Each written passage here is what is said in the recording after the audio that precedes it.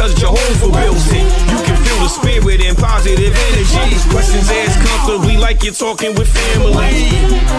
Get ready to settle in. Wait for the show to begin. Invite a couple of friends. It's time for Unhinged.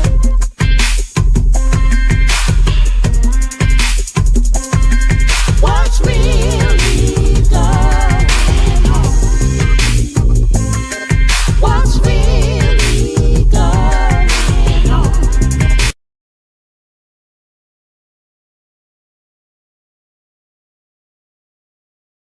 I introduce to you Get You Home Towing, a family company with the sole purpose to get you home.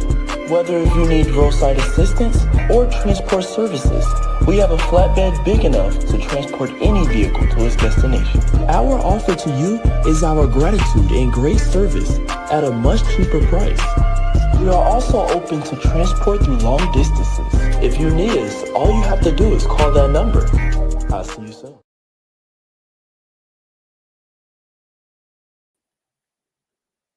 I don't play about me. He really don't play about me. Yeah. Oh, we live. My bad. Hey, y'all. How y'all doing? Y'all all right? I mean, what's really going on? Thank you so much for tuning in. You've tuned in to Unhinged Live, R2K edition. That's right. That's right.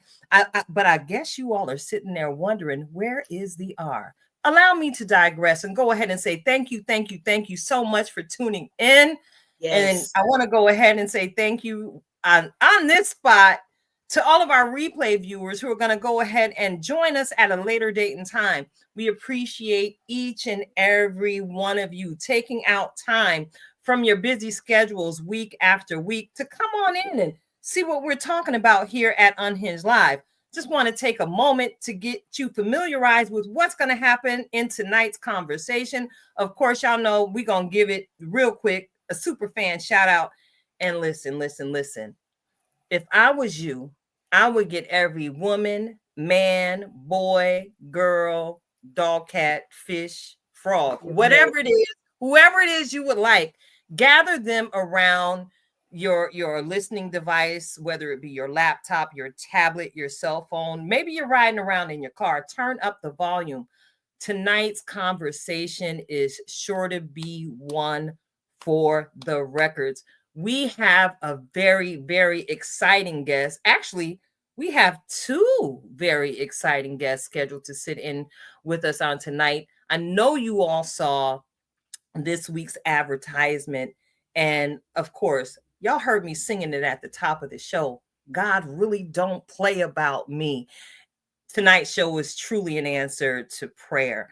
We will be having an engaging conversation with Janice Kenyatta and Kamal Kenyatta. Oh, they are partner authors, writers, educators, activists. And tonight we'll be discussing their third edition project, Black Folks Hair. Yes, Black Folks Hair. There's a subtitle there, but y'all know I'm a queenager and I don't always remember every single little detail off the top of my head. I'm so glad you all love me and embrace the tilted halo effect. So check it out. I gotta go ahead and take it back to the top of the show before I get into the superfan shout out for the week and ask my good girlfriend Karen Sims Harrell of Twisted Threads LLC, how'd she do it? So Karen, I gotta ask you, girl, it's another new Tuesday. How are you? I am doing okay. You know, we've had some weather. For those of you who know me, know that I'm solar powered, and so this sun in, sun out.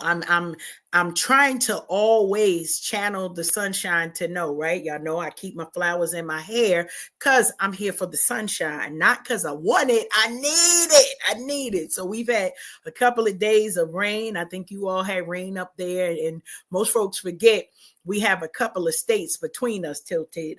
But I'm excited to say the sunshine has returned and my demeanor is even the better for it. So enjoyed an amazing Mother's Day weekend. Hopefully you did the same. I don't think nobody is on the made it to the naughty list. We got a bunch of gifts. Somebody deemed themselves the winner. Yes, it is a competition between my children on who is going to treat me the best. And who am I? Who am I to get in between their fight between themselves? And so I'm super excited that everybody showed their love in their different particular ways. But of course, none other than one of your favorites, Mr. Joshua, says he won. I'm not a judge, I'm not the jury, but he is self-proclaimed the winner, the award-winning Mother's Day gifter. And I'm just saying, let's figure out who gets it for the next holiday gift giving extravaganza. So super excited. So now, Tilted, I appreciate you checking in. But as one of my strong friends, I never can forget to check back in on you. How you doing? Well, I'm doing okay today. In spite of the fact that the sun decided to hide behind the clouds yet again and let some more raindrops fall. But I'm grateful to be alive, to even be alive to huff in all this pollen that I keep huffing every time I walk outside my front door. But yeah, I'm doing okay. To add to that, I might even say I'm good-ish. Okay, I know I'll take it. Introduced the term to the platform a couple weeks back. I'm goodish. I had a very peaceful and relaxing Mother's Day. I had a home cooked meal prepared by baby girl extraordinaire. She also cut the grass, so y'all wouldn't have to send out, APB looking for me, only to find me passed out in a pollen coma in my backyard because I had to cut the grass. But I'm doing okay. I'm doing goodish. I allowed myself to sit and process what I was feeling on Sunday because y'all know I lost my mother on May 6th, 5 years ago. So I'm still in the mourning process. And I'm sharing this with you all to make sure you all know that it's okay to talk about what you're feeling and what you're going through. So your strong friends that you keep yourself surrounded with can be aware. Some of the strong friends you're surrounded with are kind of new and they don't necessarily understand your silence. So I'm grateful for you, Karen, for asking me how I'm doing, because you understand that what my silence is when I get silent. And I believe you hear my silence very loud. So thank you. You have a frequency. You have a frequency. We do. Yeah, I do have a vibe, don't I? Mm-hmm. I do have a vibe of my own, and I appreciate you, girlfriend. But other than that, we got food in our bellies. We got a roof over our head. We got a couple dollars in our pockets, some gas in the car to get where we need to be. It's all good. It's all good. I'm here. Beautiful. And that's more than enough. So check it out. I'm looking at the clock. Yeah. And some Southern roots, my peoples is from the South. So I got to make sure we stay on topic to make sure I don't get chastised off air by one of my elder family members for not bringing our guests into the studio in a timely fashion. There's the doorbell. There's the doorbell. Mm-hmm. I guess I got to go ahead and give this week's super fan shout out. It's time. It's time. It's time. Go ahead and give me that drum roll, please. Ow.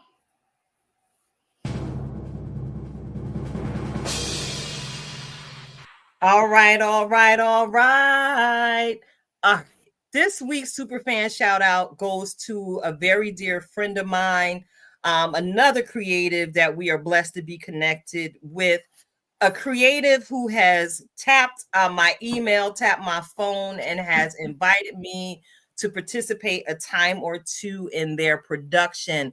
I am talking about none other than Patterson, New Jersey's very own Clark Clyburn. That's right, my brother Clark Clyburn of Cly Miller Productions. Some people, that's right, clap it up for my brother. Clap it up for my brother.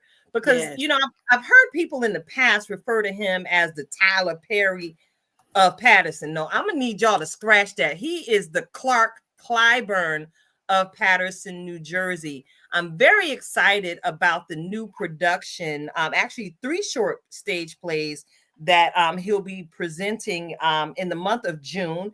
And for those of you who are in the listening audience and are in our engagement group on Facebook, you'll see that he posted the information about those plays on today. The productions will take place on actually Sunday, July 27th at 3 p.m., Saturday, August 9th at 3 p.m. at the Luna Theater. Now I've been on that stage with the brother before. So if y'all want to go ahead and support him, because he and the crew just came back from performing another piece in Memphis. This is the first time he's taken one of his productions on the road, and I am so excited for what I see God getting ready to do in this brother's life next. So Clark, I just want to say salute to you, brother. I appreciate your support. I appreciate your love. I appreciate your prayers. And mostly, I appreciate your creativity and the heart you have to give others an opportunity to showcase talents worldwide that so many people may not be able to see. But because you've chosen to make yourself a conduit of creativity, brother, let me tell you something. Ain't no blessing that God is going to withhold from you. So thank you for being a supporter of even Unhinged. The entire tribe family appreciates you, and big loves to you, brother Clark. Now I see that we have the aura in the Cara. We got the aura in the Cara. Wait, because we got to make sure. We got to make sure that she is video ready, right? So I'm gonna see if I see a smile on her face. That's what I see. So we're gonna add. Listen, I'm gonna press the button and we're gonna see what we get. We're gonna see. Yes, we're gonna see what we're gonna see. Hi, Good ladies. evening, Queen. Hi, ladies. I am so sorry. Today is one of those days where the royal one, my new name, the regal one, your new name. That's right. Yes, my new name. She is no longer Royal Rhonda. You know, she's no longer Royal Rhonda. She has now been crowned runway royalty at NEPA Fashion Week. She is now Regal Rhonda. That's the way I'll refer to her moving forward. So thank you for making time. You know, I had to hop out of a meeting myself to hop on here. And just so y'all know, I'm going to disappear myself because I have a panel discussion to participate in at 8 p.m. So I'm grateful for both you, Rhonda, and Karen for being able to carry the joy tsunami forward.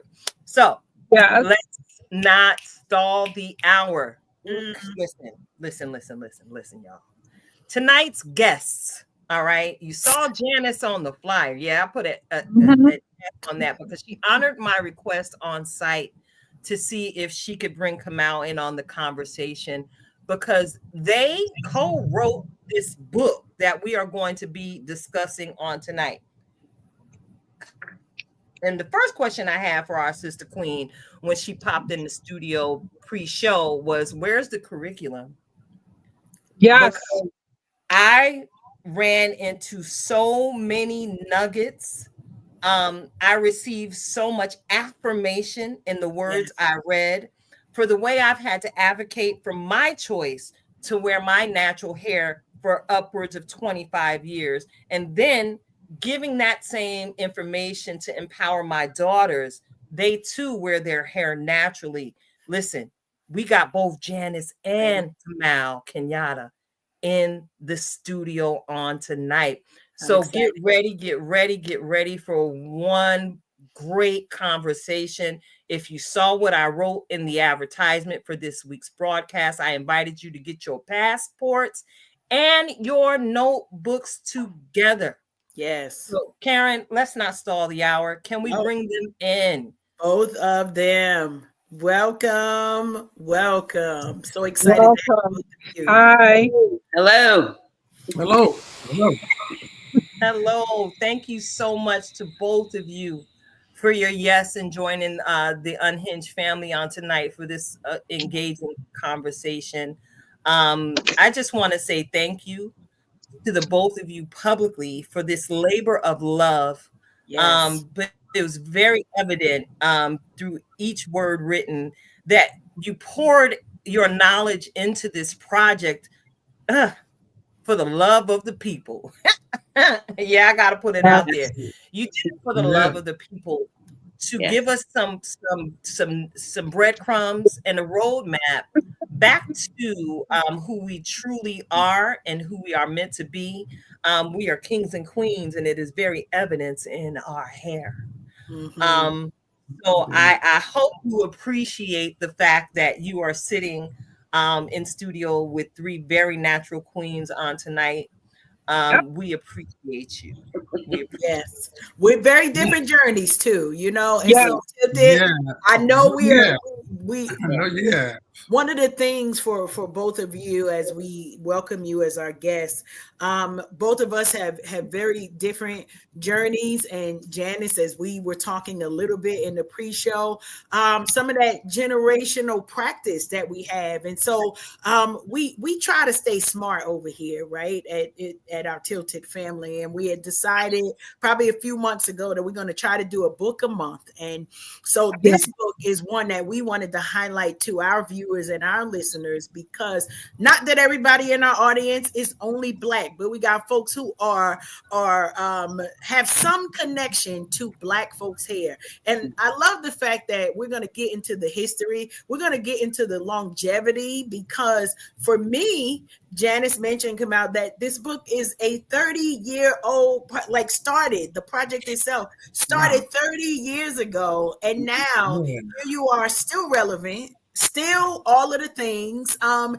it's still a fresh conversation. Like, I would not have even known. That was kind of I had to write it down because I said, well, okay, yes, that is 30 years. But when we're thinking about the impact of our history, I know Tilted, I feel like we got to back up just a little bit, right? Because we know who our guests are, and we are esteemed by their presence. But there's some folks in our listening audience, and Janice, I'm going to start with you, and then you can pass the baton to Kamal to tell us a little bit about who you are. We've got a little bit of a bio about you all being educators, the background of how this book started and how the work kind of continues in this revisited topic. But I want the people to get a little bit of background of who you are and how this project came to be. And we're going to dig into some of the other projects that you had. So Janice. Okay, well, thank you. Before I start, I just want to thank you all for having me here and for inviting Kamal as well, because I think it's a good balance since we co-wrote the book for him to be here. So thank you for inviting us. I was born in Newark, New Jersey. That's where it all started, on August 8th, 8th month, 8th day. They tell me that's significant. Yes, it is. Yes. And then we, after I was born and I got to be a little bit older, we moved to Orange, New Jersey, Karen. Right. And then eventually we moved to Piscataway. So I've been around a little bit in the state of New Jersey, and now I live for many years I lived up in the Poconos in Albrightsville, New Jersey. As married, a married person, and then now I'm living in Windgap. So I've been around. I get around, as they say. And to answer your question in terms of how this book, I'll just show it just for the audience.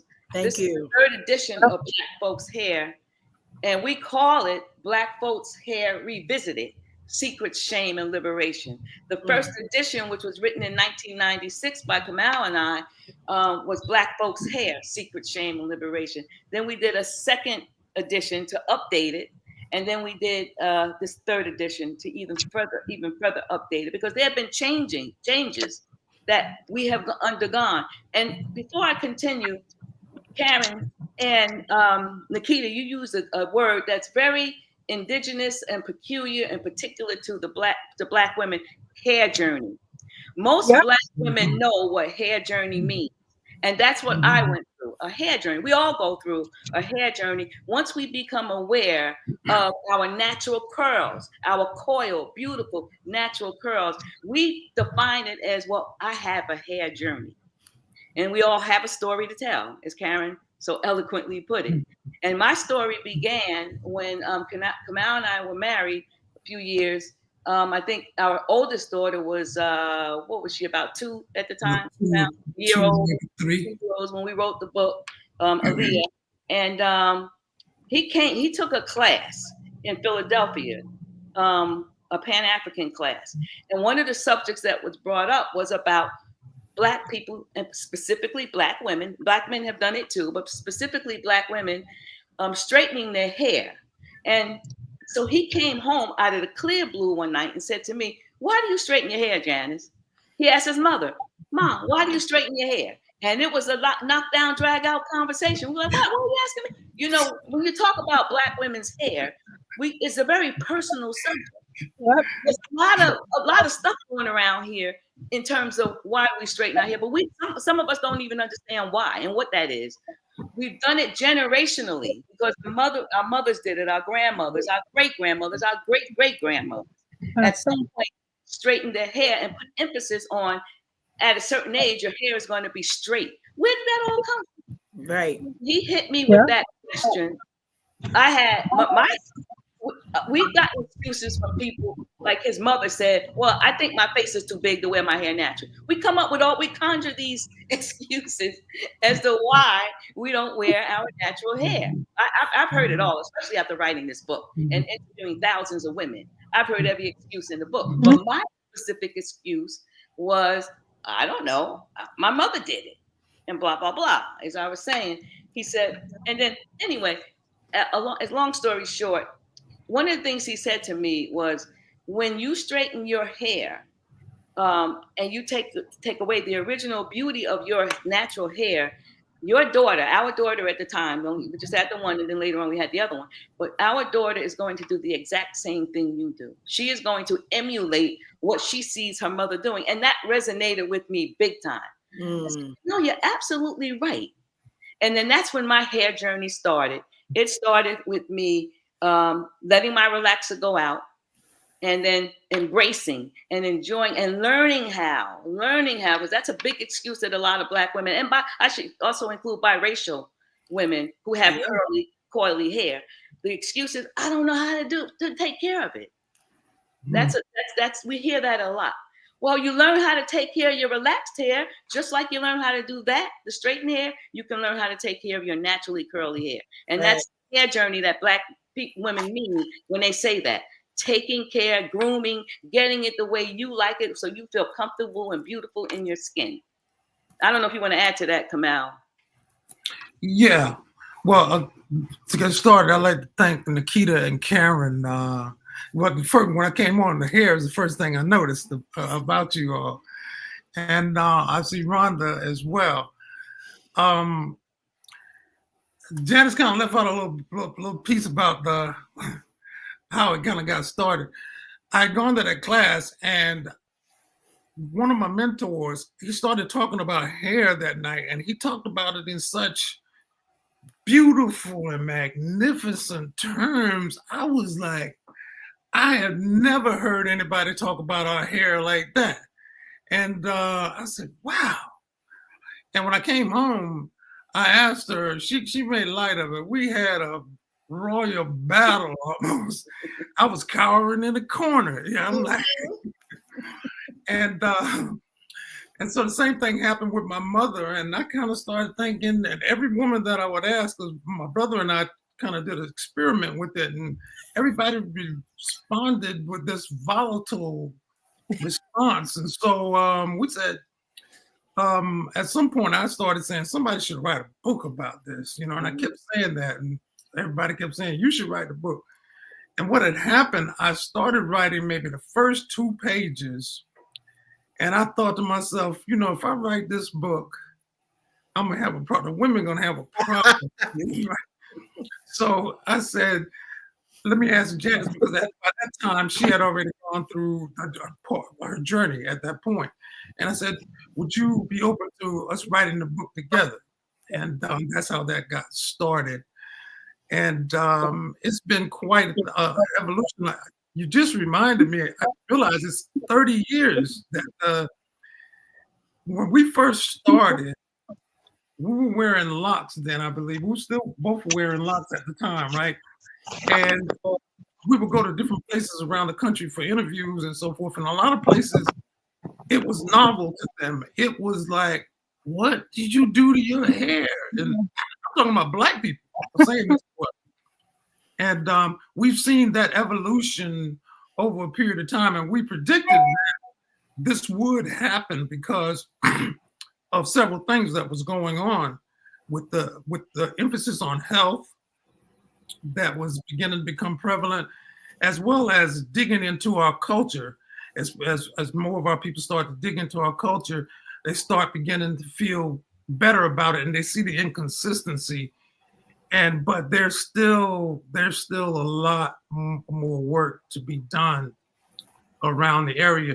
But the important thing is, and I think it was Nikita said about her children, that's the important part, because they're going to do not what you say, but what they see you do. It can't be any other way. And the teenage group, that 12 to about 16-year-old group, they're the hardest group to deal with. Some of them got my brother and I hemmed up out of college. And they were, man, we got out of there with our lives barely, you know what I'm saying? But by seeing other young girls their same age doing that, they are influenced as well. So the more of them that do that, the better it'll be. And like Nikita said, our daughters wore their hair natural the time they were their whole lives. And they still, they're 35 and 35, 33 now, and they still wear their hair natural. They never talk about changing it, altering it. And before we continue with this conversation, I think it's important too for the listening audience. I want to make a slight disclaimer. When we talk about our natural hair and we talk about hair straightenings and such, I don't want women to think that we're coming at your neck, coming at your throat, and putting you down for this. Right. That is not the intention of this conversation. And that wasn't the intention when Kamal and I decided to write this book together. The intention was to educate, first of all, hit that historical piece. Most women, most men, this includes men as well, we're really ignorant in terms of the historical basis of where hair straightening all started from. And so we wrote the book to hit the historical piece very hard, to hit the sociological and psychological reasons, sociological reasons why Black women even started straightening their hair. So we wanted to educate, inspire, and motivate women to think about it, not just do it unconsciously, but think about what you're doing to your hair over a long period of time. Right. That's why we wrote the book, not to put anybody down specifically. Absolutely. I want to make that clear. I definitely appreciate that, Kamal. I have to say, you were definitely a maverick coming into a room asking multiple Black women, why do you do this with your hair? I promise you, my husband is like, that's your business. I'm not even gonna tell you what I like. He'll say, oh, I like that, but he's like, I'm not saying anything to that. So there was a level of bravery, maybe / insanity that was going on there, but you made it out. Ignorance. That's what it was. And I don't think it was ignorance. I think you had a question, and I'm one for it's Mental Health Month for me, and I think that when you expressed it in that way, you asked the question because you wanted to know. You heard so much things about our hair. It kind of your mind, like, if the hair is so great and we should appreciate, why are we doing something different to the stuff that's growing out of our head? So I think you had a legitimate question. And as Black women, we are sensitive about our hair. We are very sensitive about our hair. And the phrase good hair, bad hair, I never liked that phrase. Because I've heard it my whole life. Yes. And I'm from Barbados. So, it's real and raw in the island. It's real and it's very raw. They will tell you Your hair is knotty from little. I can't do anything with that. Yes. So I do understand you asking that question, and and it calls for a pause. You had to really pause and think about it. Like, why am I really doing this?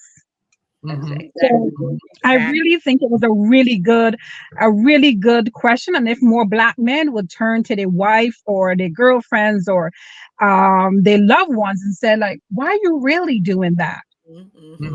Yeah. In that caring, loving way.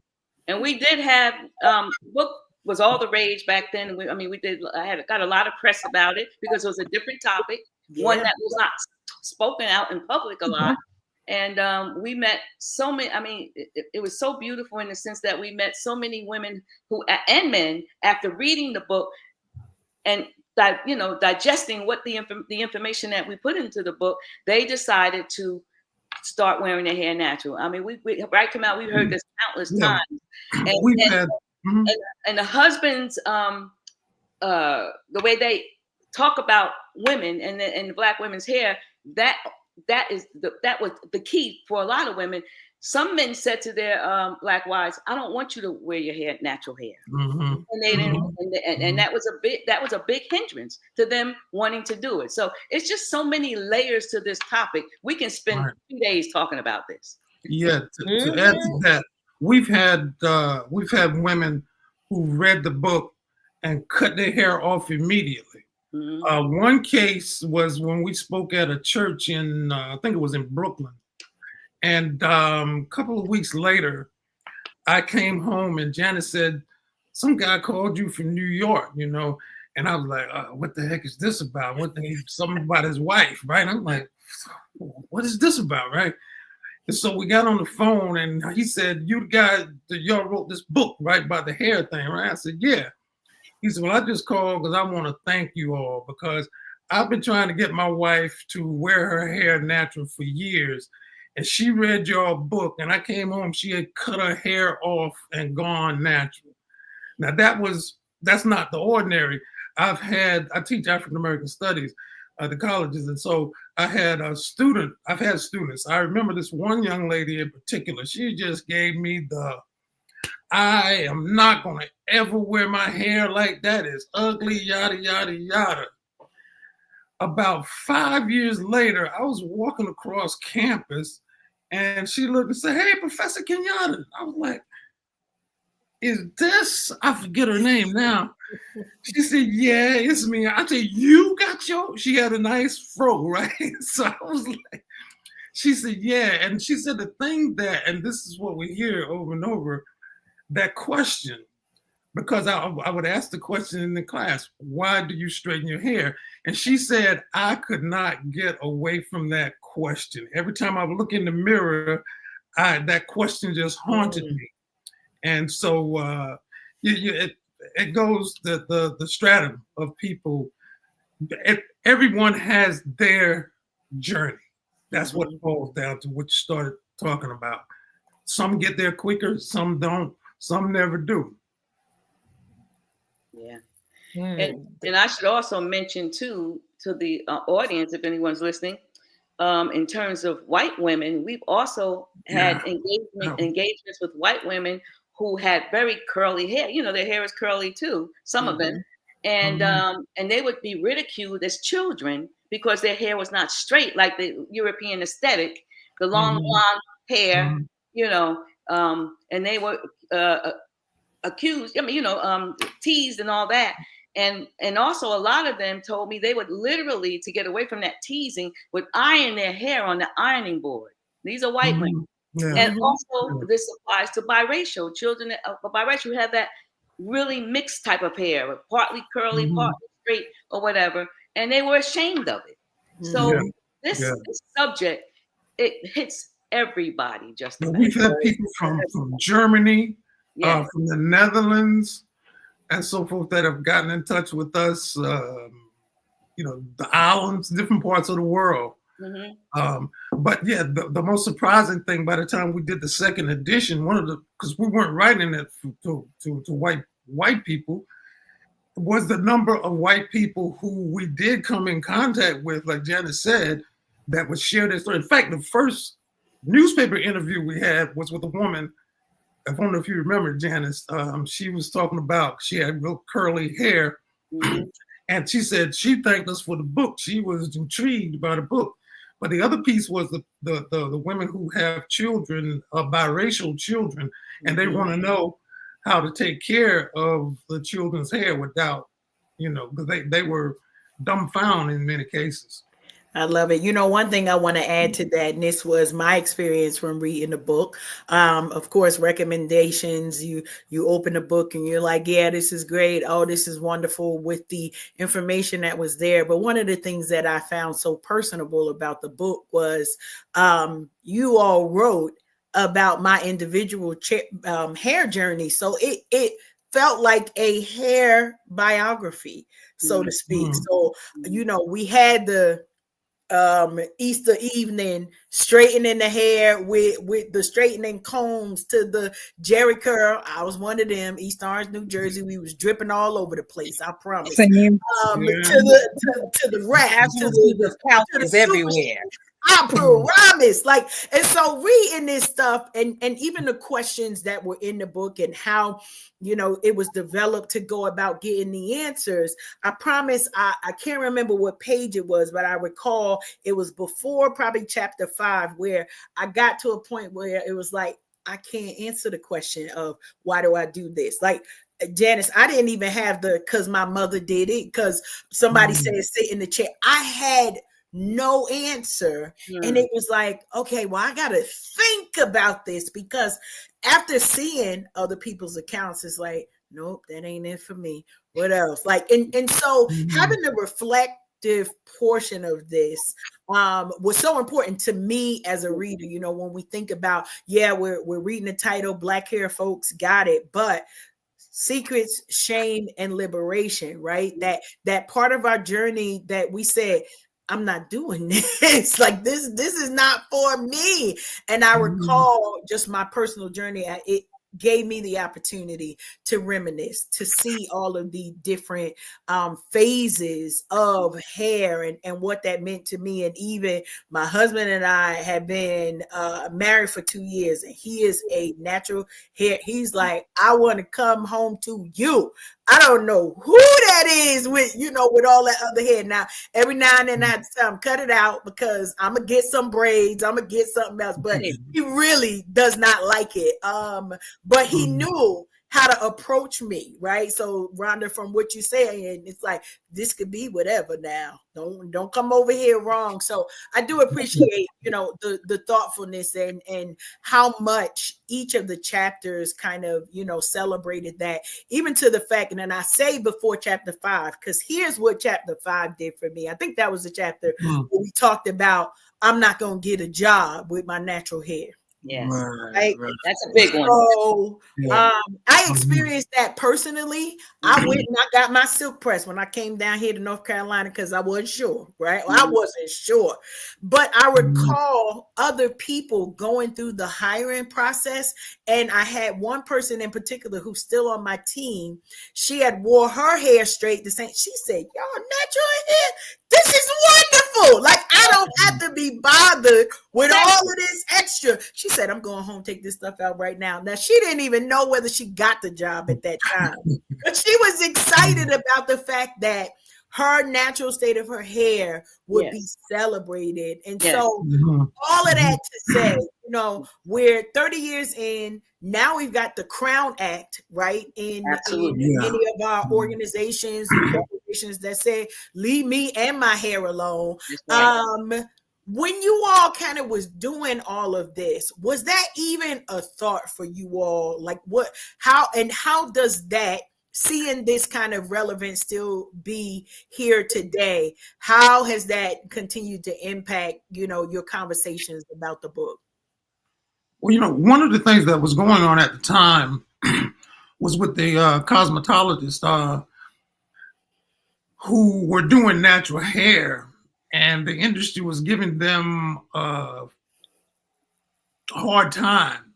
They wouldn't license them, or they wouldn't. They had to go through legislation to be able to say that this was legitimate, and that was a big fight back in the late 90s, early 200s and so forth. There were a lot of women, they have books as well, who waged that battle so that the salons, the natural hair care salons would be legitimate, so to speak.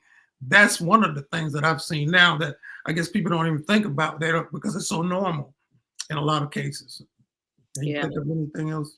And I wanted to piggyback on what you were just add a footnote to what you said, Karen, about this woman who was so happy to see the natural hair.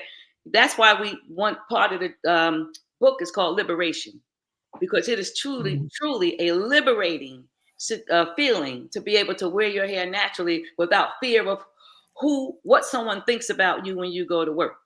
And so one of the implications to your point that is a couple of things you brought to mind when you spoke. One is I saw a video just last week, a reel on someplace, TikTok or somewhere.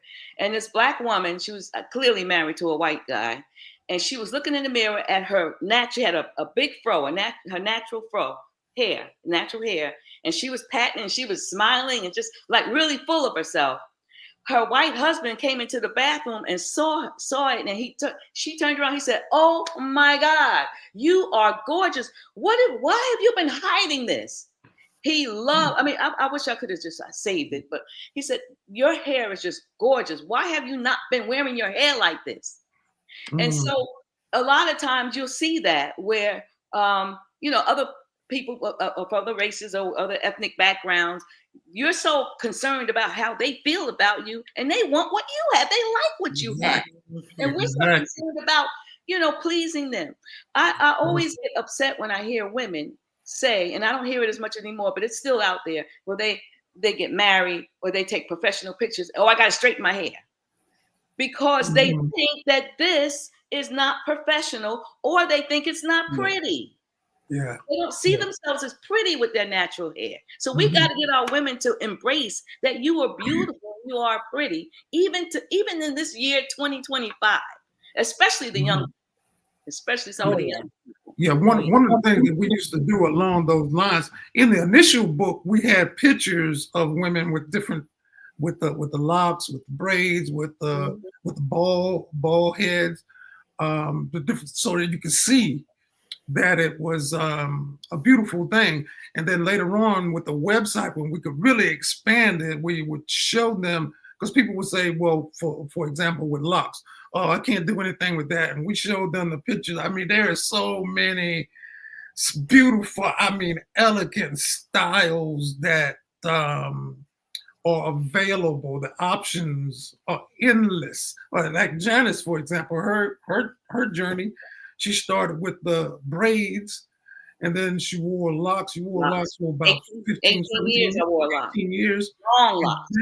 Then she went to the natural. She was with the natural. She had a little smaller fro. Now she's down to the smaller. So it's the TWA. I love my TWA. That's right, TWA in action. Yep, TWA. TWA Afro. I love it. For a busy person like me, this rocks. It works. It works. I have to hop off in a minute, but I just want to share and go back to something that Kamal spoke about earlier, how a gentleman from New York called because sister at church cut her hair, and he was so grateful. I promise you, I share a similar testimony. During pandemic, people couldn't get their hair done, and a lot of women started to go natural. One of my very close sister friends from church, she was talking to me because she recognized I've been wearing my hair big, small, little, whatever. It's been natural, with the exception of braids occasionally. And she was talking to me, and I was giving her some tips and some products that I use. But then I described to her what I experience when I comb my hair. And I shared with her, and I hope this resonates with someone in the listening audience. When I comb my hair, I am worshiping God, because my hair is fearfully and wonderfully made. It can curl. If I brush it just right, it'll be straight. If it gets wet while I have a little bit of a curl activator in my hair, baby, my curls are popping. So I believe it was chapter 2 that captured me when it started to talk about how the hair grows out of the follicle and it has Yeah. hooks and it has waves and it has dips. I read my worship and how I view my hair as I was reading that chapter. So, yes, like we always refer to ourselves as kings and queens, especially in our naturality. Listen, it really is worship, because I believe you also wrote that our hair grows towards the sun. Yeah, it's a spiritual element to our connection to the Very universe with spiritual. our hair. That piece, and I got that piece from my mentors because they had part of it in their book at the time. But because no one ever sits us down and really explained to us about how our hair actually works. Why does it get, as we say, knotty? And so, but it's a beautiful thing, you know, it's growing up, and then you have these tendrils that lock onto each other, and they weave over a period of time. And we also have pointed out the comb, what is known as the comb, the European comb, of people who it was designed for people with straight hair. But when we try to use that for this stuff here, it like fights it. It's like, nah, we'll break you before you break us, you know. So we, because of the enslavement of our people, we weren't able to bring our grooming utensils with us, and so they had to make do. And we went through a bunch of changes. And as time passes, we're getting closer and closer back to ourselves. Yes, yes. But at this point, what I want to emphasize for me, which is why I wrote my second book, The Children. Yes. Because all we're talking about should be taught and encouraged and motivated when our kids are in our homes and they are children, whether you're a parent, a guardian, a grandmother, a grandfather. We have to teach our kids to love what our natural features, including our hair. So many of us we have role models that straighten their hair, and by the time they get 13, 14, they want to do the same thing. It's just, like I said, it becomes cyclical or whatever. And that's why I wrote the book, Just As It Is, which talks about a family, a Black mother and father, who encouraged their young daughter, Abina, to love her natural features, including her hair. And the second part of that book is to encourage us to respect the differences, children to respect the differences in other ethnic and cultural backgrounds. In our culture, we do that a lot, but a lot of cultures don't do that. So the book is just not for us, it's for everybody. Right. Teach their children to love themselves, but at the same time, to respect the differences in others. If we did that more, this would be a completely different society. Do you have the dog? Do you have the dog? Yeah. Oh, yeah. And I also designed the Being the Doll. Oh. The Being the Doll. I gotta get it right, which is the image of my main character. Love it. Oh, nice. Yeah. So yes, Very nice. we call her the self-love companion doll. That's what I call.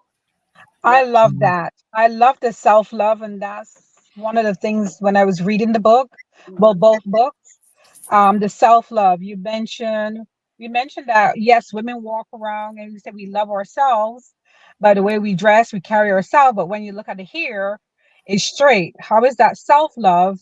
And we're professionals. We are growing in our professions. We're growing in our professions. We've reached the top of the ladder, but here we are with wigs and straight hair. Like, why do we need to cover our natural hair when we are in certain surroundings? Like, we are ashamed. We are ashamed of ourselves because we truly have not developed that self-love. And that was my change. My daughter wanted straight hair. We moved to the suburbs, we're rural, and all her friends had straight hair, and hers was curly. She wanted that straight hair. I gave it to her. When the rain fell, it puffed back up, and she was embarrassed. She was like, "Why did my hair do this?" And I said, "Because I told you, your hair is not naturally straight. It has to be curly. And if you want to bend it," I describe it like spaghetti. I told her, when spaghetti is dry, it's straight. As soon as it get wet, it curls back up. And she was like, "Oh," because she couldn't understand what I was explaining to her, but she liked So I had to describe it in the format of pasta. Yeah. So when she Mhm. said that, that was my move to cut off my straight hair because she was like, Mommy, but your hair is straight. So I'm telling my daughter to Right. be proud of her curls, her natural hair. But Love it. here I am walking around with straight hair. So in 2009 or before that, I cut everything off and I Mhm. went natural and I've never looked back. Yeah. And Mhm. I was like, why didn't I do this earlier? Why didn't I know better? Because Didn't Yeah. I know. love my hair. And that's You when I you discovered echoing what we've heard people say over and over again. Yeah. Why did I wait yes, so long? You Yes. know. yeah, Oh, yeah. it goes in your head and it stays with you. And that was when I discovered the beginning of self-love, true self-love. So now Absolutely. I'm so full of my love for myself that I don't even want heat near my head. I feel the same No way. heat. I will never go back to straightening my Okay. hair ever. I have I've been natural 30 years now. I will never change. I Yeah. love it. I love it. So I Yeah. love the book. I love the fact that the book Yeah. was Can't hear the this right now. self-awareness as you read the self-awareness in every chapter hit just on point. I took the questionnaire at the back. I Hmm. did take that questionnaire, I wrote in the book and I took that and it made me realize like more girls, more young girls, more women need to really sit down and have this reflection of Reflect. what are we doing to yourself? Yeah, What are you Mhm. really doing to yourself from your head to your toes? absolutely. Because you're taking care of everything else but up here. Yeah. So Literally up I there. really, really love that in the book. That's an excellent way of putting it. The way you said, absolutely. I Yeah. love that. And Two. you know, Janice, the one thing about the children's book is I'm looking into it, so now I got something else to grab onto. Yeah. Because I have a bunch of grandchildren, right? Literally. I have 11. My husband has 2, so we literally have a baker's dozen at this point. But I love the fact My of God, you look like you about 35. You got grandkids. hey, keep turning that tongue. Did you say you have 11 children? I have 11 grandchildren. Yeah. So Oh wow. I Wow. started with 5, so I have 5 children, and they learn that lesson. How about what we tell them? They like, well, you started with a lot, so we gonna have a lot too. Um, Okay. and Yeah. it keeps on Okay. going. But I love the focus on the children's book, and this is a point that I want to highlight is what you mentioned about starting the conversation Mhm. about how hair and not just hair, about how people come in all different shapes and sizes Yes. across the world, Yes. because some of the questions feel like bullying because they're asked in public versus Mhm. having a private conversation Mhm. where we can kind of instill some values, some additional Mhm. I don't know if softness is the word, some empathy in a listen. What you see, you have the space to question, you have the liberation to Mhm. question, but some of that stuff is for the kids to get a better understanding of who they are, right? So I think that was Mhm. one of the connections that I saw with the Yes. book for the grown folks, but Exactly. also in the illustrations and the story for the children as well. And that was by design because I did hear Mhm. before I wrote the children's book, the impetus other than writing the book for the adults was I did hear when I was a high school teacher, I did hear a young lady say, I hate my hair. She literally said, a young black girl, I hate my hair. I think our hair is a curse. And that's Mhm. when I went home and said to Kamal, I said, I'm writing a children's book. I actually, little known fact, this book was written 25 years ago. Wow. Manuscript. Yeah. The manuscript was written, and I forgot that I wrote it because life got in the way, and we built this house up here, blah blah blah. When we got separated, and he went to his place, I went to my place, and he looked in the box. He found the manuscript. He said, "Do you know you finished that book just as?" I Yeah. said, "No, It I was didn't. something. I was like, this is you got to publish this. You Yes, know, Yes. I didn't know I finished that book. I only did half of it." He said, "No, it it's was in the done. attic. Yes, it was in the attic in a box of his things. I don't know why." And so that was in 2021. And so I got an illustrator. Well, we know why. Because it Well, might we have know still why. been sitting there if he didn't We know why. see it. Yeah. Look, I Yeah. call it divine intervention. I Absolutely. clearly say it's Mhm. divine intervention. That book came Absolutely. into my life in 20. That manuscript came back into my life in Mhm. 2021. within the year, I had it illustrated, published, Awesome. and made the doll, a puzzle. And my motivation, just for the listening audience, just so you know, my purpose and passion is to educate, encourage, and inspire. And if it has to start with the little children, that's where I wanted to start. Sometimes the old heads are hard to get to. If I inspire them, so. But I do believe the love of oneself has to start when we're children, and it has to come from your parents or your guardian. Yeah, and we're seeing that. Think about it. We started with the natural hair, and our daughters, as Janice pointed out, they've worn their hair natural all their lives, except for Aaliyah, the oldest one. When she was in college for a semester, she came home and she had straightened her hair with the lag. It didn't last. And she hated it. She's like, I'll never do this again. But now she has twin daughters, and they wear their hair now. They don't know any different, because they see Janice with that. They see their mother, they see their aunt, and many other people in our lives who wear that. They don't even think of give it a second thought. I've seen women putting relaxers in 3-year-old children's little girls' hair. It's so sad. What kind of message are you giving that child to put a relaxer in their hair at 3, 4, and 5 years old? Yeah, and the other part of it, what we talk about in the book, is the health issue. Absolutely. The health and the economic pieces, because we are not intended to do that particular part of it. But the woman, particularly with the health part, but the woman who helped Janice when she was making the transition, Sister Johnny, she talked about the effects that the chemicals had on people and why she went natural years before, and how the chemicals that are being put into the hair, how it affects women, particularly Black women. And there are no studies done on this. A lot of the sicknesses that they have because of those. There's lawsuits now against that. Yeah. The studies have been proving that Black women have more of a chance to get cancer, to certain types of tumors, by the lye and chemicals that go and seep into their body from hair relaxers. So that's a thing now.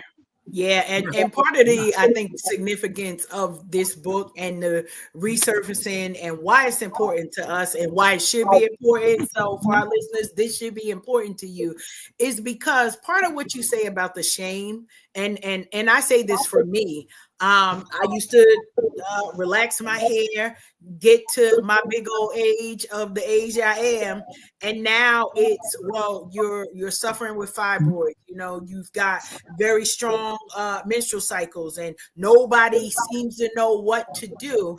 And I suffer for many years in silence with endometriosis and all of those things, because we don't start here with the conversation, right? So this conversation can actually lead us to be liberated to talk more openly about all of the other effects of the things that I suffered in silence because nobody was talking about it. Nobody said that there was a possible connection. The doctors didn't know what was going on enough to be able to tell something. But then as my story started to be shared with those in my circle of influence, the same type of thing. Those other people is like, well, I'm dealing with this too. Well, what did you do? Well, what did you do? And so being able to understand that community, right? That tribe, and how we can support one another. And it's got to start with the portion of the conversation, even if it's difficult to, as a conversation starter, at least to start us talking, right?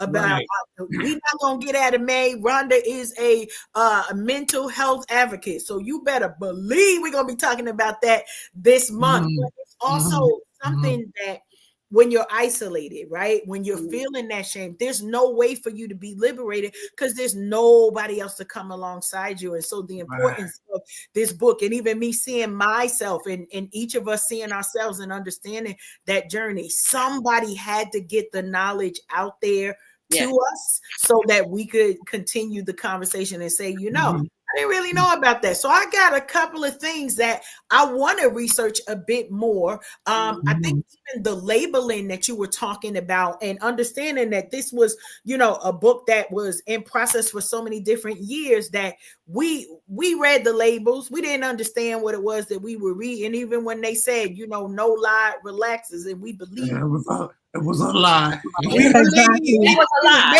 Bamboozle. Yeah, that shocked us when we were doing the research. I was talking to the stylists and so forth, and they would say that there is no such thing as a no lie relaxer. They got it; it's in there. They got another name. And then they have another one they call texturizer. When Black women have have a little softness to their hair, they put a texturizer. That's lying in that as well. That's chemical. Those are chemical. Mm-hmm. And you can say a lot of things, but you shake your head because it's like we want to believe the industry, we want to support the industry, and certain people, y'all want to straighten your hair for whatever reason, y'all keep on doing that. But then when we see these reports where it was like I was trying to choose the right thing for me, right? So I didn't want those chemicals in me, but I want a little zhuzh in my hair. Now I understand that we have to be thinking about how to reframe those vanity moments, is what I call them. Part of that, which is very interesting about the lie, and we related in the book. This is why it's important for us to know our history and understand certain things. It actually started as a punishment to the enslaved. Our enslaved ancestors, they would put a bucket of water, and to punish with lye in it, and a punishment, they would push their heads into this thing. If you know anything about lye, it's corrosive, it burns. Yes. And what it did incidentally was straighten the hair. And being the geniuses that we are, and it was men who first started putting axle grease in the hair and straightening it. And people, when they first saw that, they would say on the plantation, "Oh, you trying to be like Master Johnson," or something like, "Oh, you trying to be like Miss Ann." We knew then clearly what was going on. Right. But then pass on and see, we don't know that history. We think, "Oh, I'm just doing it for the style. It's easy to manage," and so forth and so on. But that lie piece, and now that brings up the money part. Who's making the money on this? Somebody outside of our community looked in and saw, hey, we can make some money on this stuff. They're making it's a $1 billion industry, and we basically shut out of it. Yeah. And read those labels, because a lot of us we still want to support ethnically owned, Black owned businesses, and to find out that many of the brands that we think we're supporting, and so I get it, we all want to pay day, we get it, but there is a difference, right? When we understand it's almost that do no harm, and so being able to read the labels, see what is important to you. And I love it that you shared that piece of history, Kamal, because that was the first time I had ever heard that. Not that I know everything, but it was like one of those moments that I don't even think that I ever thought, like, well, how did this come about? Right? We think of Madam CJ Walker and we good. Like, not that portion of our history to know what it was. And then if you understand it was a punishment, like, wow, right? Wow. Because are we not punishing ourselves in the same kind of aspect of I'm taking on that, not knowing it's a punishment, but there is a punishment because I'm killing the curl in my hair. It's got health effects that is going on and on. So such a deeper message when we sit in even just what you share with that. So kudos to you both. Appreciate just all of the wisdom that you share. Rhonda, I don't want to take it all over. Any questions for you? Well, I just want to add to what you said too, that when I went natural, I tried to get Black owned products because I felt like only a person that looks like me could understand what it takes to keep my hair healthy. And that was the route I took. I said, if I'm going to be healthy, I need healthy things in my hair. So, yes, I can tell you, I tried nearly every brand of hair product. I was a product junkie. I tried everything. And after I realized that some of the products weren't working anymore, only to research more and see that they were bought out by Caucasian companies. Therefore, the stuff that was going into them weren't working anymore because it wasn't organic or natural anymore. It was chemicals again. Here we go with the chemicals. So I was on a path to just buy black owned. Anything that somebody was making in their kitchen that they own themselves, that's what I purchased. So for the last couple of years, I've been using the natural products, natural oils. I try not to invest so much in commercial products. And I love that you listed the companies that were fully black owned and those that we thought was black owned but really wasn't. And I know there's more to that list now because the book has been out for a while now. So there's more to that list. And I thank you so much for listing that because I'm going to pass on this book to my two daughters. They are natural. They never want to, they don't want to change their hair texture. They are fine the way they are because I taught them how to love themselves from head to toe. So nothing about them they want to change. They are who they are and God made you this way. And this is the way that you will be. So one of my questions that I have for you, when I was reading the book, you were talking, you went way back, you went way back to the times when we were in the Jerry curls. We were in the Jerry curl season and men were actually using the product too because I had a Jerry curl. You went all the way back to the Jerry curl and you focused on men. Was there a reason why you turned that you turned the book to focus on men at that point? Well, because as I pointed out during enslavement, it was actually black men who were the first to start straightening their hair, but then it changed over time. Then you had in the 1970s, 60s, and 70s, the Afro, black men and women were wearing them. But there is a little period, a slither of our history that most people forget about before the Jerry curl. It was a period where black men were just straightening their hair permanent and had it hanging down and so forth. If you go back and look at the movie Superfly, yes, you see it in there. And then the Jerry curl came out because all of us, black men and women, have a bad relationship with our hair. However, men somehow or another, it was not seen as bad as women because women got it from every kind of angle. You know, they were just trying to make themselves feel good. This is what you have to understand. That's why I say it's a sensitive subject. I make kind of light of it, but it's not funny. They were really trying to find ways to make themselves feel human. That was what, because they had been dehumanized in so many ways. And this is one of the ways in which they felt that they could be recognized as human, even though it was taking them away from themselves. So we understand that particular piece. Men, and then of course we all were conditioned to see these standards that they had.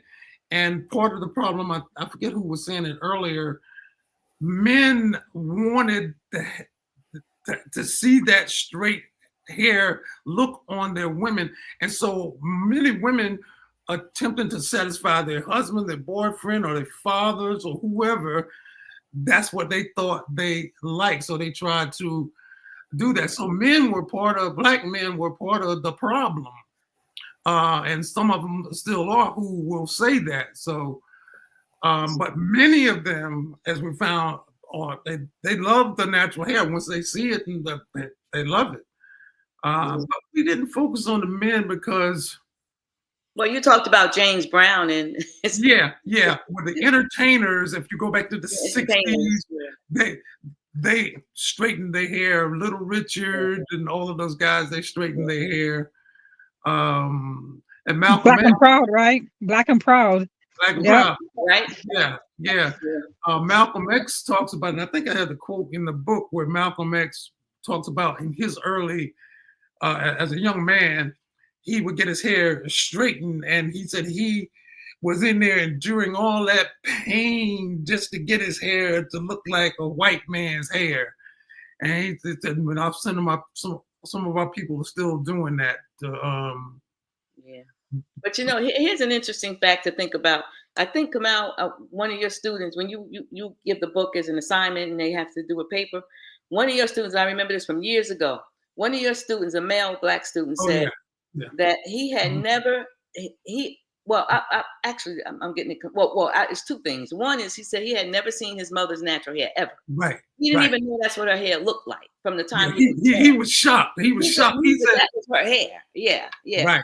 Then there was another, which I think is very sad. But then another instance was where a white child, I don't know if this was told to me, he was shocked when he saw like a woman with Black woman like us with our natural hair. He was so surprised that our hair looked like the Black men's hair, because he's so used to seeing Black women with straight hair, thinking that's their natural hair. Right. And then when he saw women with natural hair, he said, "Oh, they have the same hair as their husbands."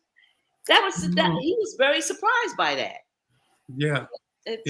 That's the way it is and the way it was. There's many layers to this, and it springs off into a variety of other topics that's related to our community. And I remember when we first wrote the book, people would ask, "Why are y'all writing a book about hair? We got all these other problems and issues to deal with." And my response was, if we can't deal with this with what we got under our own control, we can't get clear about this, then how are we going to get clear about all these other things? We got to start with, as I said, the love, charity starts at home here. We got to love ourselves first. All of ourselves, not just some of ourselves. That's right. And the way a woman wears her hair, it's been my experience, is a direct manifestation of the way she feels about herself. And some women will argue with that, but my observations in writing this book and seeing so many different women, it's in my DNA to analyze this subject. I mean, I'm always analyzing. And I know that the way a woman wears her hair is a direct manifestation of the way she internally feels about herself. I agree. What of what's happening, going back to, I can't blame the sisters. I don't blame the sisters who do it, because I know that they're trying to feel good about themselves. And this is the only thing that the majority of what they have learned about how to feel good about themselves, until somebody comes in and what's that thing they would call your intervention? Yes. That's it. What they do when they would kidnap people? The world. That's the intervention. Yeah. The intervention happens, and then they're able to weigh the options. They don't feel that they have any other options at that point. Yeah. So it's a deep subject, y'all. That's all I can say. It's very deep. Well, we appreciate it. And we were not joking. We love learning over here on this platform. And so you've given us our geek out moment today by giving us the deeper connection, right, with each of our personal journeys, but also to hear the history, because we know that whether we agree with the state of the world or not, that our stories, our history are so very important. So we appreciate the two of you for this collaboration over these many years, and the historical relevance and cultural relevance that really holds true in what it is we were able to see in your writing. I enjoyed it. We are just over the moon, and we want to know, right, if where and how we can connect with curriculum behind this, because this conversation we started today, right, just as entertaining, and we've already covered mental health, physical health, spiritual well-being. We've covered economics, self-love, and financial. and so many different aspects to it that we want more. Okay, maybe we said what we said, but as those opportunities come, we would love to hear more about how we can connect with either deeper conversations or just how we can impact our communities with this, because not only is this an important subject, as we've already mentioned, and I'm sure you all have experienced individually, like there's so much healing that can come when these conversations are able to get past like that first. Yes. Why do you wear your hair like that? Like it's a powerful statement, but a huge discussion starter. So I appreciate you both. What I'm doing, but I taught African American, and I think somebody said they live in Patterson. I taught at Wynn Patterson University for years in the African Studies department. But I started doing something at the urging of my daughter to get on the TikTok because she said, "Dad, there's so many people on there with just junk." She said, "You can go on there," and so she convinced me to go on there this past Black History Month. And each day I would do something, and I got like over almost 12,000 followers in a month. Love it. And I have been looking to develop a systematic course, and put it online, and that's what I'm in the process of doing, because it addresses this as well as a ton of other information, because usually there's not a systematic way that we learn our history. We get a little bit here, a little bit there, and then people just repeat what they hear. They don't know whether it's really true or not, but it becomes the truth. And so I've developed, and I've been doing this for years, but I'm just putting it in an online way that people can do it. So I'll be doing that. Well, you should tell them. So far, you're on TikTok doing this, right? Yeah, I'm on TikTok, but I'm creating this other piece. I got my website, ProfessorKenyatta.com, and that basically guides them over to TikTok. And I have lessons over there that are prerequisites before you do anything else with me, because you got to get these things down before we get into deeper stuff. Yes, and on my end, I love going. If anybody's listening to this or know anyone who's connected, I love going into schools to the younger grades, and I love doing self-affirmations with students, young children, to help them realize and be aware of their natural features and that kind of stuff. So please, that's my mission, to get the word out, to deal with the children. And I should say, you should see the videos and film when she goes into the schools with the children. And these children are like, they're eating this stuff up. And I think that's a great service that our children need to see. Not all children, because she goes to different kinds of schools, but affirming that. Absolutely. Anybody want to speak at that school, Janice Kenyatta is the person to do it. Yep. Well, definitely appreciate the mutual support that you all are sharing for one another, and this amazing work that you continue to contribute to. For our replay viewers, for our listening audience, for those that are here with us tonight, you've heard it. We've got JaniceKenyatta.com and ProfessorKenyatta.com going on their websites. I got the addresses because I done peeked on over there. Y'all know I can't wait. I'm nosy in the moment. And so there is some great relevant information, and make sure that you get tapped in so that you can stay connected. If you enjoyed this conversation, to hear more what our guests have to share on these subjects and many others. What the world needs now is more of this, y'all. And so we appreciate both of you individually, but also collectively, for the time, for the work that you put into this, because it definitely shows, right? And we love to celebrate excellence here, and you both came in. We appreciate you both saying yes to coming on our platform, to joining in with this conversation, and reminding us, right, the best parts of our about us, that we get to celebrate liberation. So thank you for that. Thank you for your time. And I know we've got a little bit more show left, but we appreciate. We're going to take just a quick moment to shift, but wanted to say thank you to both of you. Thank you. And Rhonda and I's gonna cut up, so we're not gonna have no I'm Nobody to grateful. record because I'm so Keita thankful. busy right now. So we may for the next 30 minutes just act up. Yeah. We'll see how that goes. But definitely appreciate both of you, Yeah. Janice and Kamal. We expect to just continue to grow and stay connected with both of you. Yeah. Heartfelt appreciation. I know that Tilted is just losing her mind, not being able to Yes, stay she is. here in this conversation because she has been anticipating this, but you know, as opportunities come, we salute our hat to her for trusting us. So Yeah. hopefully you felt welcome. You felt We did. you're Absolutely. appreciated. Thank you for allowing us this platform to just educate our people. That's Thank all you. I ask. Thank Yes, you. yes. And Thank you. inspire. Karen, Yes, and inspire and motivate. Thank you. Thank you. Yes, and the Karen, younger, the Keita, better and Rhonda. start. Pardon me, Rhonda?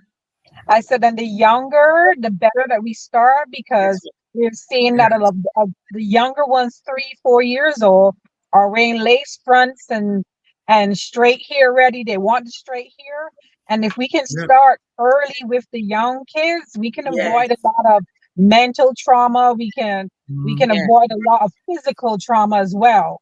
Yes. So, All yeah, right. Absolutely. Deep thank you Thank stuff. guys you. so much. Okay. Thank you so much. Thank you so much. Appreciate it. Have a good night. You too. You too. Well, All hi, right. So Karen. listen.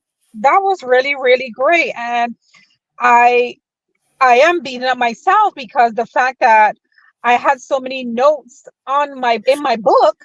I have notes all in my book. And I was so mad that I didn't want to run inside because I don't know if my husband is working, but there was so many notes because the fact that this book is the self-awareness. Every Yes. time you turn a chapter, there was so much stuff for you to like digest and question and answer. And it was just amazing. That book, oh my God, it opened up my eyes to so many things. The Yeah. history, the trauma, the reason why we do it, it was packed with so much stuff. And I think she said layers. There's so much layers to that book. Yes. Yeah, I want to read the first 2 books. Yes, appreciate it. And I love the fact that, you know, this was pre-show that we just learned that this was a project 30 years in the making, right? And so Unbelievable. as we unpack all of those things, like it's so much, and I'm grateful that we had this conversation. You know, we're going to continue to have snippets of this, and now Rhonda, you know what the challenge is. We got to figure out what our next read is, because yes, we read Yes. over here, y'all. We are reading and educating ourselves, but also educating our families and our children to make sure that history is still being preserved. I think that's a big portion of it. Now, Rhonda, we didn't get too much into it, but you know, I know you was bouncing from here to there and booked and blessed yourself. But I wonder if you want to share with our audience a nugget. It is May. We got a few more weeks in this month as we are highlighting mental health awareness. What nuggets you might want to share with our audience this evening? Well, thank you so much, Karen. Yes, May is Mental Health Month. And what I'm going to share with you and focus on is self-care. And I know we talk about self-care whenever we get on here with the tribe, we talk about self-care, but a lot of people are not really understanding the depth of self-care, how deep self-care goes mentally, physically, spiritually, emotionally. Um, you're not understanding how self-care really works and hits all those dimensions. And this month, I challenge everybody to 31 days of connection and growth. And I hope that you're actually going through that calendar and writing down the things that you're planning out for your own self-care.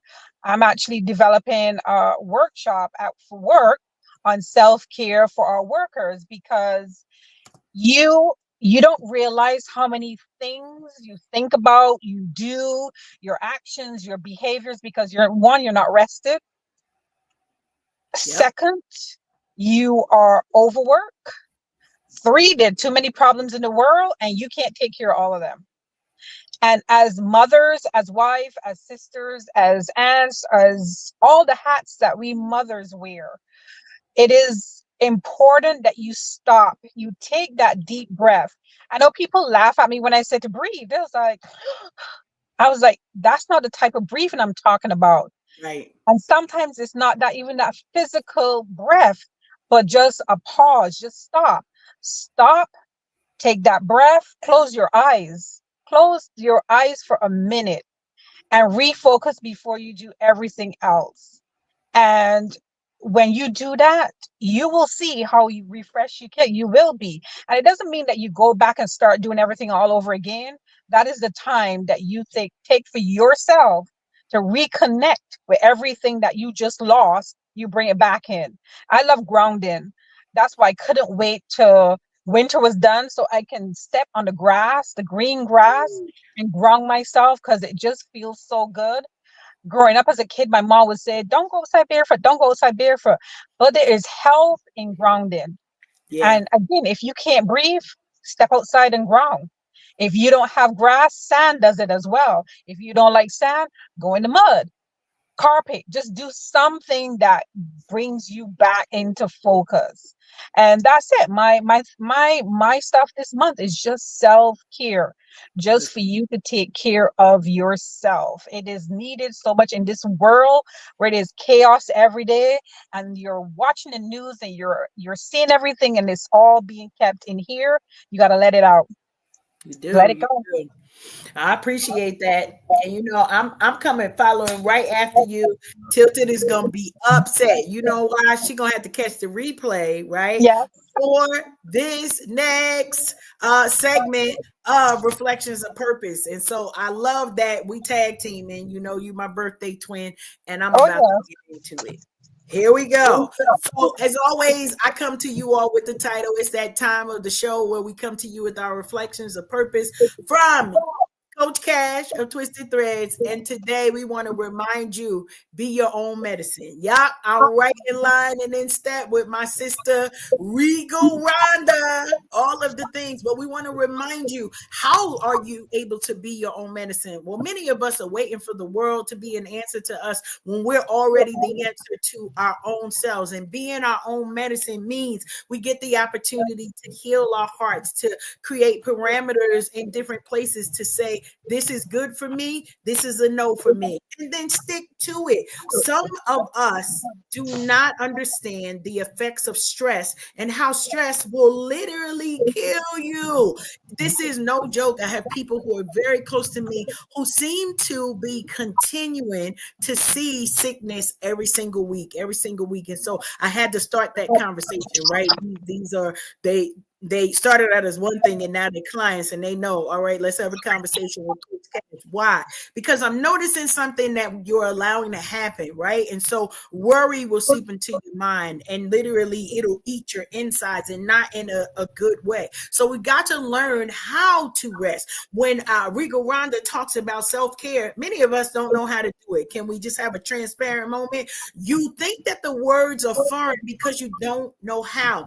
Breathe it. Get yourself near some water. I took a break on Friday, just took a day off. I didn't get a chance to get to the beach, but I sat by the lake. Why? Because the air is fresher over there.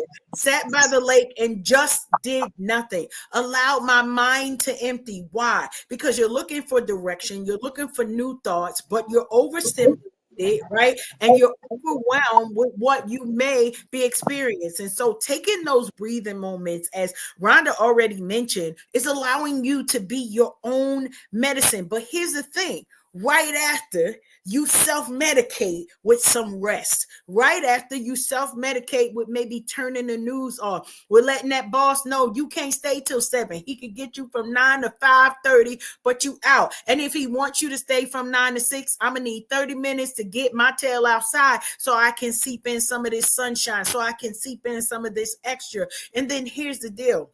The final thing that I'll remind you, for you being your own medicine, make sure you're pouring into someone else. And if you're doing it correctly, you know what you find when you pour into someone else? You actually have some moments to increase joy in your own self. I got to put the bonus thing. Rhonda is going to be happy that I said this and I added this extra 15 seconds, right? Exercise, run, Oh yeah. walk, jog, do something to move. Even if you just turning the music up in your house and all y'all love this boots on the ground, it's over my head at this particular point. But just go ahead and shake your tail feather. And I bet you this, you will increase the joy in your life. You will find that peace is more is easier to find for your heart, but also making sure that as you're being your own medicine, it's okay to vocalize and say, I gotta take off. Why? Because the doctor recommended. It could be me being my own doctor in my life, because I recommend that I'm a nicer person, that I'm a better person when I take some moments just to slow things down, to empty out, and then I get to be refilled in a great and amazing way. That's your word for the day. Be your own medicine. Be your own medicine. Rhonda, you Love it. were tapped in. Yes, I love that. Be your own medicine. And I think that falls in line with just tilted halo. Just be your own medicine. Taking it in all mentally, physically. You mentioned exercise. Don't forget the food. I'm a foodie. I came from meeting Yes. Jesse, and we had food, and my body was so happy because I didn't eat lunch because it was meetings all day, and that was wrong because I focused on work and not take the time to nourish myself. So at that meeting, I ate it all. I ate everything that came across the table because I needed to nourish myself. I needed that nourishment in order for me to step into another meeting so I can give 100%. There you go. So yes, yes, yes, yes. I agree with everything you said, and just be. There you Just go. be. Listen, it's about that time, Regal Rhonda. So we made it all the way through. We had a busy jam-packed day. Chances are our tomorrow is busy and jam-packed, but we know we're gonna make sure that we eat, that we're drinking our water, that we're doing all our things, but also shouting out our sister right in her absence as the closeout. We still keep in tradition, and what a wonderful blessing it is to be connected to our sister friend, Nikita Tilted Hansford. Halo, have all these words and letters Yeah. together. But we're super excited for the accolades and for just this season that we're in, right? Booked and blessed that we're able to share our insight, share our wisdom with so many people. For those of you who have made it this far, thank you. For our replay viewers, we thank you. We want to let you know we appreciate y'all continuing to ride with us, with the tribe. And I think we got one more week. Next week is a banger. Yes. Yes, it is. You I'm better gonna tune say in. it twice. We're gonna be Tune talking hair 2 weeks in a row. I am super excited. Listen, I don't want to give it all away. I'm just gonna say this: whatever your plans is for Tuesday, May 20th, if you missed this and you checking this out on the replay, change all your plans, right? Cancel everything. Exactly. Tell them you ain't gonna be there. It don't matter who making the potato salad or the cornbread. Y'all gonna be tuned in here. Grab your passports, right? Grab your Yes. notebooks and make sure y'all are coming on here. Why? Because we are not new to this. We are true to everything that we're bringing. Listen, I think we get to close this out, Rhonda. And this Yes, is we the part where we say, y'all be blessed. We out. are. We out. See you next week. Tune in. Next week, tune in. Yes.